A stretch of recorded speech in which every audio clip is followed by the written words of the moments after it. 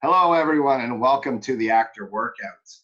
I'm thrilled to be joined today with Taipei actor Erin Clark. Thanks Welcome, Erin, to the Actor Workout. Thank you. Thank you. So tell us a little bit about yourself. Where are you from originally? I'm from the States, primarily from Houston, Texas, and Okay. I also grew up in the DC area, but I've been here a very, very long time, so I say I'm Asian on the inside. Asian on the inside. Yeah, I guess I've been here 20 years as well. Here, for anybody international, is Taiwan. I did mention that she is Oh, sorry, yeah. a Taipei actor. And how long have you been acting, Erin? Professionally, a few years, maybe really, really seriously, since I graduated from National Taiwan University with a degree in political science. And you speak So Mandarin related. fluently? 嗯，你可以说中文吗？可以啊，当然可以，我论文是用中文写的。Yeah. Yeah. So any casting directors watching this, if you need a beautiful, talented actor to speak Mandarin, that's one of her skills. Yeah, ironic. What kind of projects are you working on right now? Let's see, right now, I'm waiting for, as you know, a major series to come out that I'm contractually prohibited from speaking about.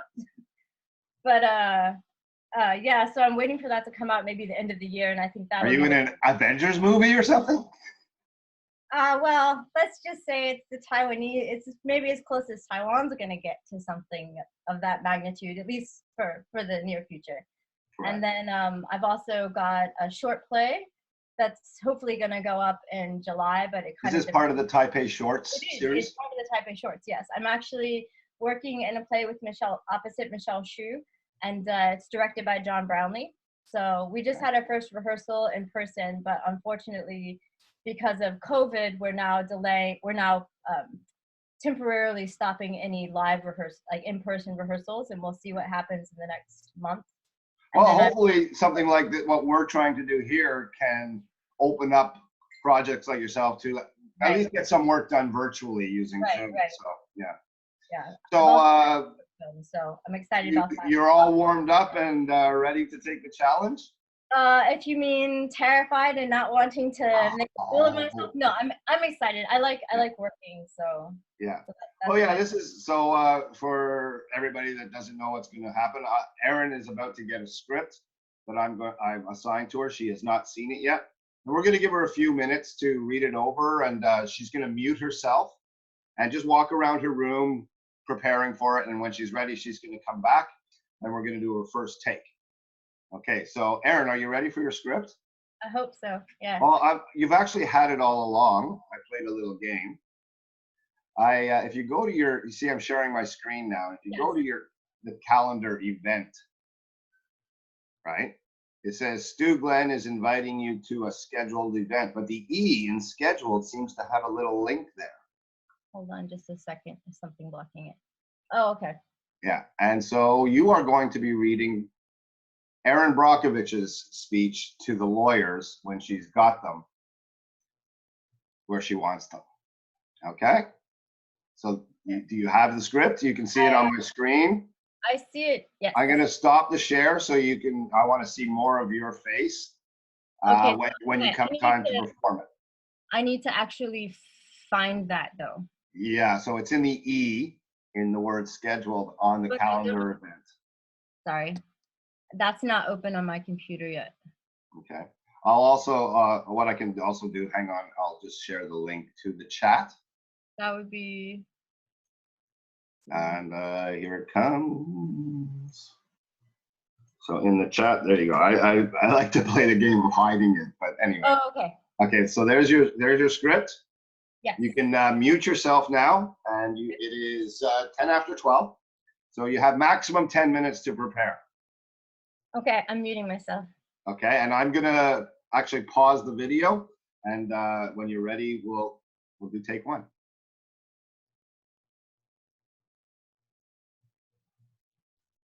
Okay, and we're back, and it's actually about 6.5 minutes since Erin's gotten her script, so she's. Because I'm a prodigy. You are a prodigy, a specimen.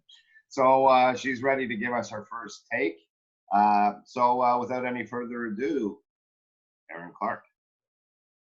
Oh, see? Now that pisses me off. First of all, since the demurrer, we now have more than 400 plaintiffs, and let's be honest, we all know there's more out there. Now, they may not be the most sophisticated people, but they do know how to divide, and $20 million isn't shit when it's split between them. And second of all, these people don't dream about being rich. They dream about being able to watch their kids swim in a pool without worrying they'll have to have a hysterectomy at age 20, like Rosa Diaz, a client of ours. Or have their spine deteriorate, like Stan Bloom, another client of ours. So before you come back here with another lame-ass offer, I want you to think real hard what your spine is worth, Mr. Buddha, or what you'd expect someone to pay for your uterus, Miss Sanchez. Then you take out your calculator and multiply that number by 100. Anything less than that is a waste of our time. Beautiful. Very good. Great first read. Great first read. Yeah. How does that feel? Tell us how that felt to you. I think I really like, I know what it comes from, and I like that character a lot. Not to mention she has the same name as I do, but I think it's really I think it's a really relatable character, and it's really easy to feel angry about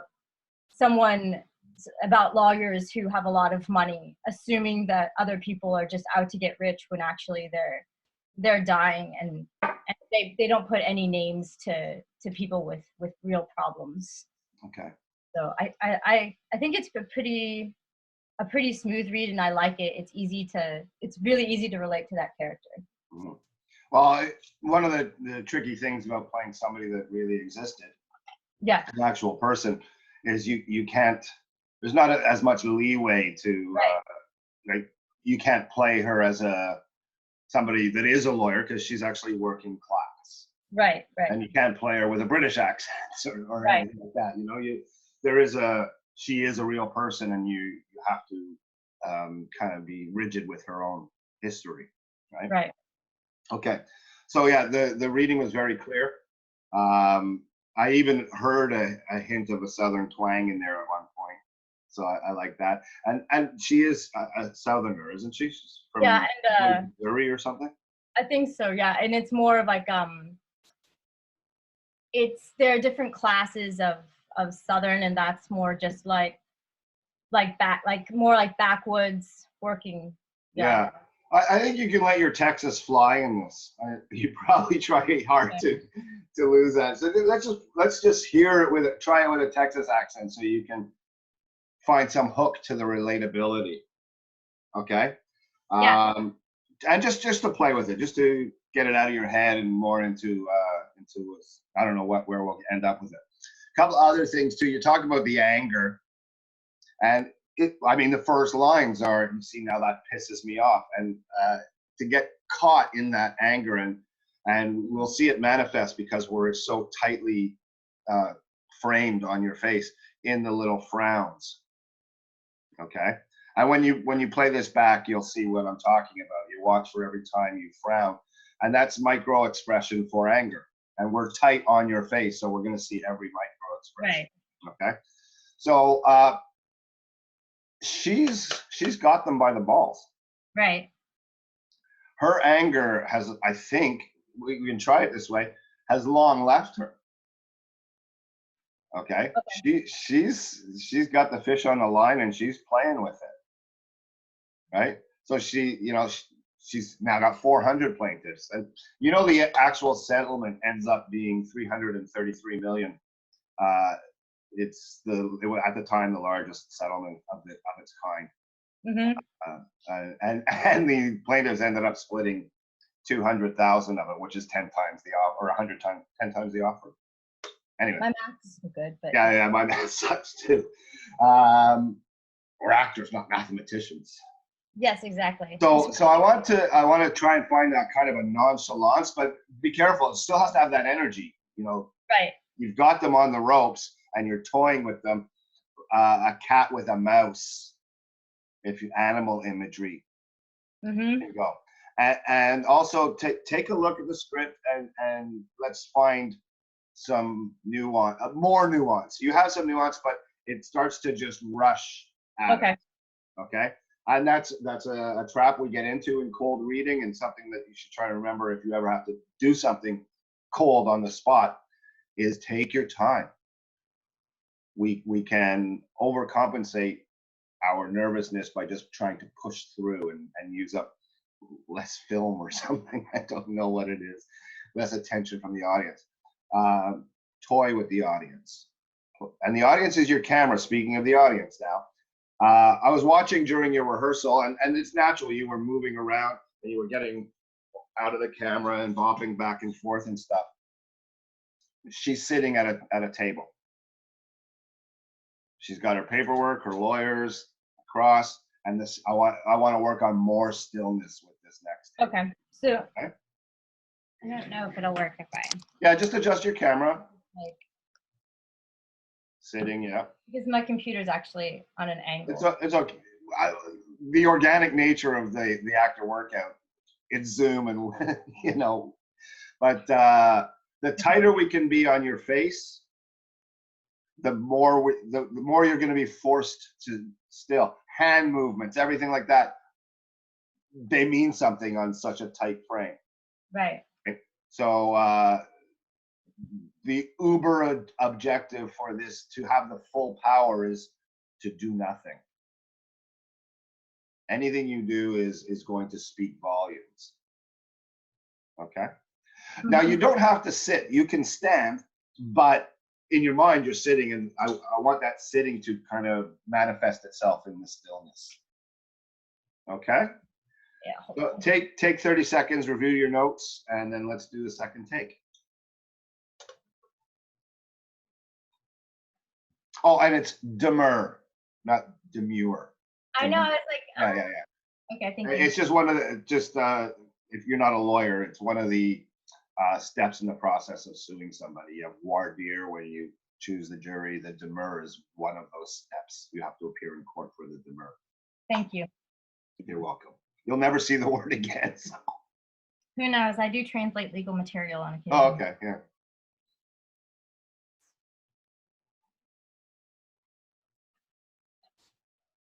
Oh, where's my finger? Yeah. So we're still recording. So let's just throw another take out there. Let me see. I can try to be. Yeah. It's a better angle when you're standing, but just remember stillness. Don't move. Yeah, you're tightly framed. Okay.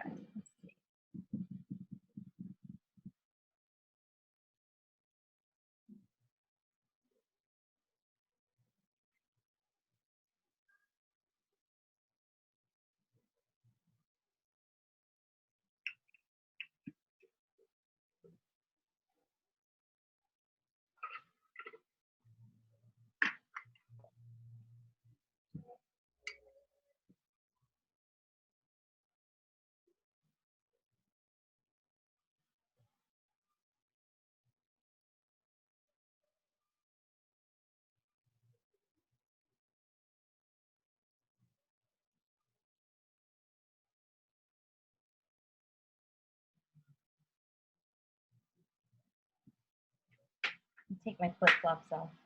That's better. Good idea. They kind of make a sound too. So. Also, you're more grounded now. Your feet are connecting. So. Yes, which I can do because my floor is clean. I don't like dirty. So. Wait, TMI. Okay. My dirty feet. I don't like my dirty feet. Okay. So let's lay one down. Okay. Are you ready? Mm-hmm. And action. Oh, see, now that pisses me off. First of all, since the demur, we now have more than 400 plaintiffs. And let's be honest, we all know there's more out there. Now, they may not be the most sophisticated people, but they do know how to divide, and $20 million isn't shit split between them. And second of all, these people don't dream about being rich. They dream about being able to watch their kids swim in a pool without worrying they'll have to have a hysterectomy at age 20, like Rosa Diaz, a client of ours. Or have their spine deteriorate, like Stan Bloom, another client of ours. So before you come back here with another lame-ass offer, I want you to think real hard about what your spine is worth, Mr. Buddha. Or what you'd expect someone to pay for your uterus, Ms. Sanchez. Then you take out your calculator. You multiply that number by 100. Anything less than that is a waste of our time. How did that feel? I think I lost too much energy. Well, I gave you a lot of things to focus on. So there was, first of all, I love the little nuance of the Texas twang in there. There was hints of that, and I was happy to hear that. And the stillness was much improved over the last take, much improved. Okay. Another thing too, you kind of stumbled on one of the lines, but you kept going, and that for novice actors out there, just keep going. If the director doesn't like it, they'll do another take. It's okay. Instant forgiveness. You don't, shit, I fucked up. You know, oh, by the way, we just made this for adults only. I'm not going to believe myself. So yeah, that was, you just pushed right through it and didn't lose your focus there. So you did what I asked. I wanted to bring it down. And yes, it kind of was a little bit lower energy than the first one. Yeah. And now let's find a happy balance. Let's keep that stillness, that nuance. There was a lot more undulation in the delivery of it. I think we can go for more. Okay. Okay. Also, now, when you look back at the second take, I did speak about your stillness being much improved, but there's still some bobbing with the head. Okay. Okay. Work on when I do nothing. There's an exercise that you do in clown school. It's called the nothing turn. Mm-hmm. And you start off stage, off screen, and you walk on, and you do nothing. If you do this, you've done something. Mm-hmm. And I don't know why, but it's actually pretty hilarious to have a group of maybe 10 or 12 people watching one person trying to do nothing. It becomes hard. But it's one of the best lessons I ever learned in drama school was doing nothing. That stillness is the true power. So let's go for even greater stillness in this one. But that's physical stillness, still the full energy in the voice. Let the voice do the move. Okay. Okay. Yeah. So yeah, take a minute to prepare yourself, and let's hop into your third take.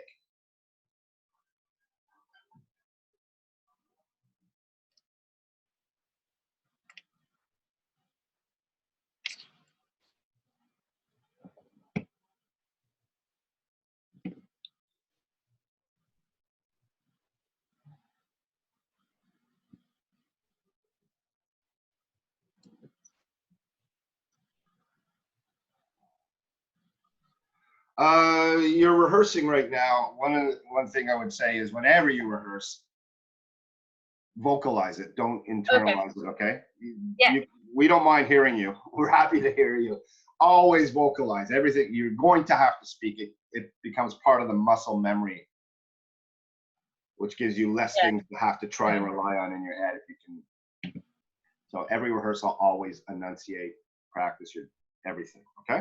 That's actually good. That's like a personality issue. I'm kind of a perfectionist, so I don't like to present someone with something that I don't feel is 100%. But in acting, you have to just do it.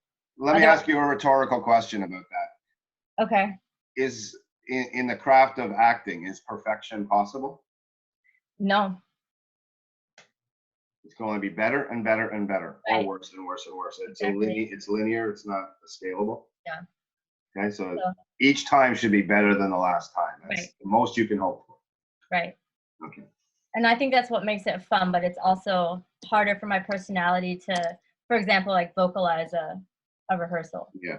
Well, we the great Canadian stage actor Grant Reddick was a professor of ours. And he kind of came and gave us a workshop in our senior year, a Shakespeare acting workshop. And he gave us all monologues that he felt matched our personalities. He knew us all really well. And we got up and we started walking around the room and doing what you're doing, trying to, just like, what are you doing? And this nice, gentle old man just lost his shit on us, saying, you got to speak that shit. And so I learned from that moment, every time you're rehearsing, has to be vocalized. Okay. Oh, see, now that pisses me off. Okay. Let's just do a take. Let's Yeah, I think that would be read through the better. notes and let's jump in. We're not wasting any film here. I have lots of gigabytes and megabytes and terabytes of information I can store. So Wow, I do not, but more power to you. I have a very old computer. well, you just put it onto YouTube and then you have it in the cloud. So Okay. yeah. All right.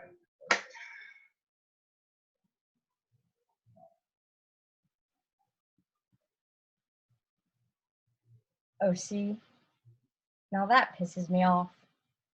First of all, since the demur, we now have more than 400 plaintiffs. And let's be honest, we all know there's more out there. Now, they may not be the most sophisticated people, but they do know how to divide, and $20 million isn't shit when it's split between them. And second of all, these people don't dream about being rich. They dream about being able to watch their kids in a swimming pool without worrying they'll have to have a hysterectomy at age 20, like Rosa Diaz, a client of ours, or that their spines will deteriorate like Stan Bloom, another client of ours. So before you come back here with another lame ass offer, I want you to think real hard about what your spine is worth, Mr. Buddha, or what someone would be willing to pay for your uterus, Ms. Sanchez. Then you take out your calculator and you multiply that number by 100. Anything Oh like yeah, that stillness was so much better. Sorry, I cut you off, didn't I? That stillness was so much better. You know, hardly any movement in your head. Okay. I tried to move my eyes, but I was like trying not to let my head go with the And it worked. But now where you're gonna see your movement is in your frown lines when you watch this one. Yeah. You'll have 3 lines across your forehead. So this is really good for you. You'll be able to watch this back now, and you see, okay, yeah, the micro expression of that, and learning to flatten out your face and neutralize your face will help you with this stillness. Okay, acting for the camera is a very different beast than acting for an audience. Yeah. And it catches everything, as you will see. Okay. Yeah. Okay, so that's your third take, and I'm pretty happy. I think you excelled at this challenge. How was it for you? It was good. I feel like I have so much to work on. It's hard to do something knowing someone else will see it, but I want to do the work. So it's Well, we put ourselves out there. Anybody that it's gonna criticize or troll you or anything, it's good to weed these people out of our lives. So let's not worry about that. And we're doing it to show to share the love, basically.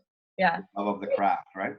Good to hear like some really specific feedback on film work, because you do get sometimes, but if you're working with other people and the director's happy with the take, then they're not gonna explain everything to you and tell you like what you should be more aware of. So I think that's really helpful to know like what someone is seeing like very specifically.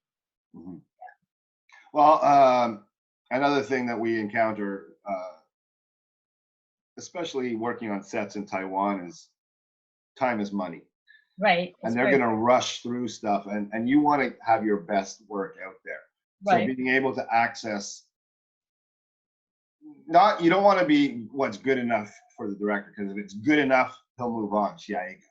Right. You want to make it good enough for yourself, so you're proud of it, because you sold it. You know, you sold your image to that person, and he's going to use what's good enough. Right. I had commercial. I have to say the line, "Do you know who I am?" I just couldn't get that one out of my head. I was like, "What a ridiculous! You know who I am." It's such a ridiculous thing to say. And he gave me a couple of takes of it, and I'm not happy. When I watch that commercial, I cringe. But other people have told me, "Oh, you were really good in that commercial." Personally, I think it's some of my worst work. But we can't allow our own self-judgment to hinder it. Keep doing stuff. Keep putting yourself out there. Okay. Yeah. A lot of the acting battle is conquering those inner demons of social pressure. What do people think about it? You be happy with your own work, and you train yourself to be able to access the tools on a moment's notice. Right. I think that's what I need, and that's a lot of practice. So just let go of ego. Yeah. Let go of egolessness, as I alone am mindless, who can rouse my thoughts. That's deep stuff. But yeah.